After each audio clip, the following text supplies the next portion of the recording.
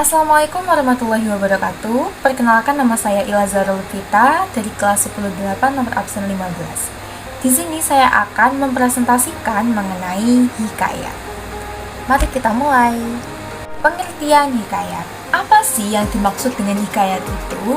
Hikayat adalah karya sastra lama Melayu berbentuk prosa yang berisi cerita, undang-undang, dan silsilah yang menonjolkan kemustahilan. Hikayat biasanya mengisahkan tentang kehidupan keluarga istana, kaum bangsawan, atau bahkan orang-orang ternama dengan aksi kepahlawanannya, lengkap dengan keanehan, kesaktian, kekuatan, dan mukjizat sang tokoh utama. Oke, kita lanjut ke ciri-ciri teks hikayat. Beberapa ciri-ciri yang terdapat dalam sebuah teks hikayat. Yang pertama adalah kemustahilan. Tentu ini adalah bagian yang paling menonjol dalam sebuah teks hikayat, yaitu menampilkan kemustahilan, sesuatu yang tidak dapat dinalar, yang tidak logis.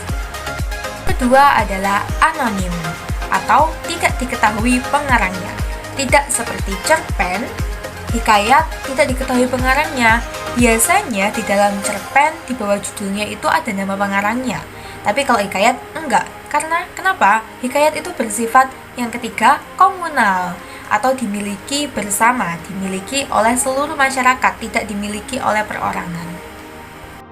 Keempat, yaitu istana sentris, atau berlatar belakang istana, mengisahkan kehidupan-kehidupan di istana.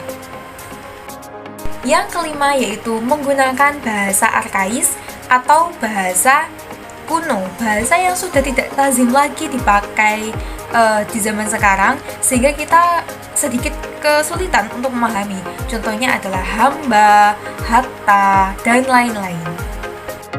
Yang keenam adalah menampilkan kesaktian, kekuatan, dan ini erat hubungannya dengan kemustahilan. Yang ketujuh, bersifat statis. Hikayat tidak mengikuti perkembangan zaman.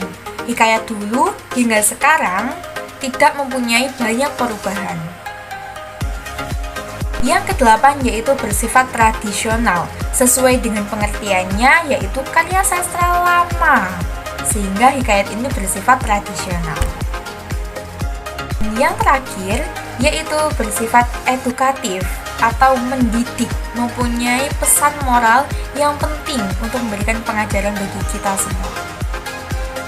Oke, sekarang kita akan membahas mengenai nilai-nilai yang terdapat dalam sebuah hikayat. Yang pertama, yaitu nilai moral. Apa sih nilai moral itu? Jadi, nilai moral itu adalah nilai yang berkaitan dengan perbuatan baik buruk yang menjadi pedoman kehidupan manusia, seperti bertanggung jawab, jujur, dan lain-lain. Nah, yang kedua yaitu nilai sosial. Berbeda dengan nilai moral yang berhubungan dengan diri sendiri, nilai sosial ini berhubungan dengan orang lain, antara individu yang satu dengan individu yang lain. Contohnya yaitu membantu sesama. Sosial ini bersumber dari masyarakat, terbentuk dari proses interaksi sosial yang panjang antara anggota masyarakat. Selanjutnya yaitu nilai budaya. Nilai ini berhubungan dengan adat istiadat, kebudayaan, kemampuan, serta kebiasaan-kebiasaan yang didapatkan dari manusia sebagai anggota masyarakat. Selanjutnya adalah nilai agama atau religi, nilai yang berhubungan dengan kepercayaan, berhubungan dengan keyakinan, berhubungan dengan ketuhanan. Yang selanjutnya yaitu nilai edukatif, nilai-nilai yang bersifat mendidik, yang berisi pengajaran akan baiknya suatu hal yang mencakup sikap individu, baik kehidupan pribadi maupun kehidupan sosial, supaya dapat diwujudkan dalam kehidupan sehari-hari dengan baik. Yang terakhir yaitu nilai estetika, nilai yang berhubungan dengan keindahan atas segala sesuatu.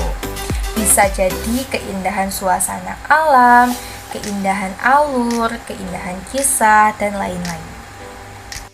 Sekarang kita masuk ke dalam jenis-jenis hikayat. Jenis-jenis hikayat yang pertama adalah hikayat agama. Hikayat agama itu apa sih? Jadi, hikayat agama yaitu hikayat yang berisi berbagai ajaran agama yang terkait dengan hukum, akhlak, tasawuf, dan filsafat. Yang kedua yaitu hikayat sejarah. Hikayat sejarah merupakan hikayat yang menceritakan suatu peristiwa sejarah. Misalnya asal-muasal nama suatu tempat, kejadian bersejarah, dan juga silsilah suatu dinasti atau kerajaan.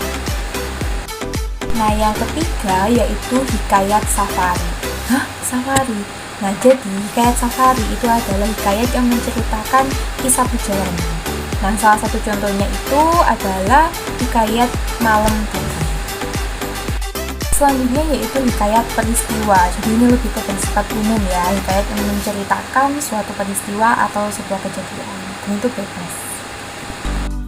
Nah, selanjutnya yaitu hikayat jihad, yaitu hikayat yang menceritakan sebuah perjuangan membela kebaikan atau kebenaran. Terakhir yaitu hikayat cerita atau novel. Oke, struktur teks hikayat. Yang pertama yaitu adalah abstraksi atau awal permulaan dalam sebuah teks hikayat. Yang kedua adalah orientasi atau pengenalan. Yang ketiga yaitu komplikasi atau konflik. Yang keempat yaitu evaluasi, di mana konflik ini mulai mendapatkan resolusi.